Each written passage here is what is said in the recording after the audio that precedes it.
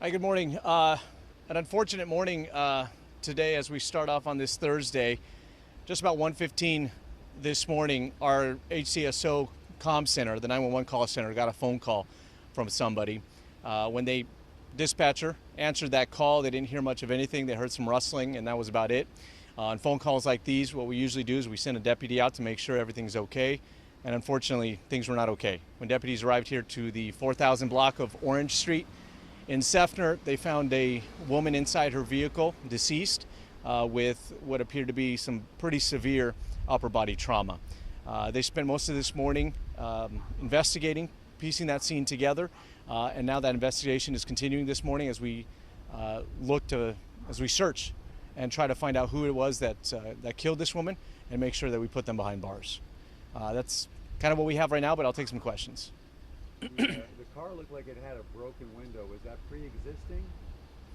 It doesn't appear so. Again, that's part of the investigation. They have to figure out exactly what happened. Was that pre-existing or not? At this point, I think the vehicle did see quite a bit of damage as well, so that probably played a role in this. And now we're investigating to see exactly what it was that happened to that vehicle and ultimately to the woman inside. Do investigators believe the suspect and his victim were known to each other? Do they have any idea of who they're searching for? We do believe that that they were known. We don't believe that that this person this was not a random act of violence. So now we're just trying to determine who it was and how it was that those two individuals were known to each other. Are investigators interviewing anyone? Do they have anyone that they believe is the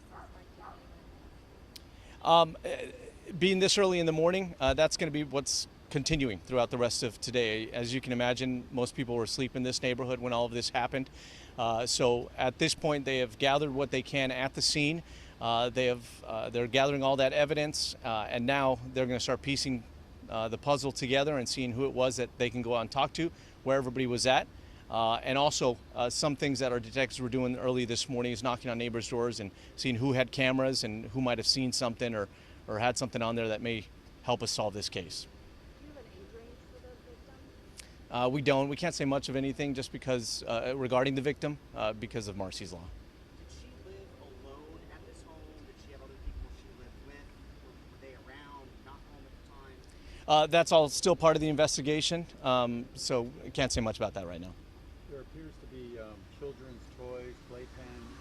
Are the children okay there? Are there children involved?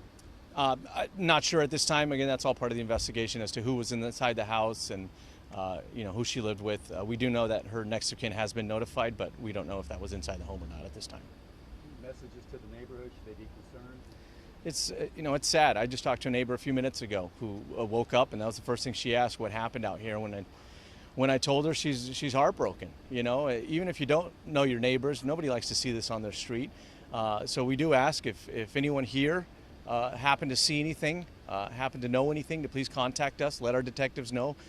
Let's put this guy behind bars. This woman should not have died the way that she did at all, and should not have seen this kind of vicious violence. So you guys do believe the suspect is a male? We don't know. We just know that we believe that they're knowing each other. We don't know if it's a male or female. If I said him, it was just on accident on that one, by default. Any other questions? All right, thank you.